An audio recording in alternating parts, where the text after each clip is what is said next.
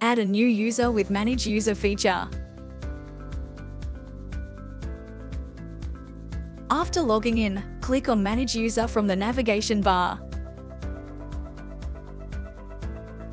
Now click on Create New button.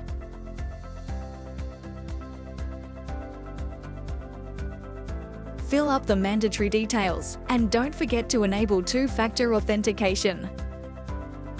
Select the roles you want. If you want to add all of them, select the role checkbox and click Save. Now enter your first name, last name, and email address.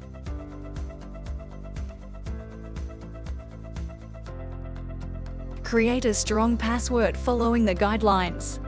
Enter your password again to confirm it. Now lastly, add position title. You can also add your phone number if you want.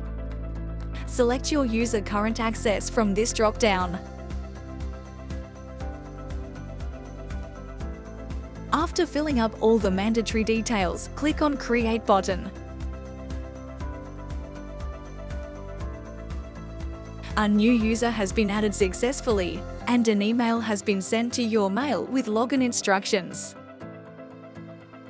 Document verification using globally patented technology. Thank you for watching.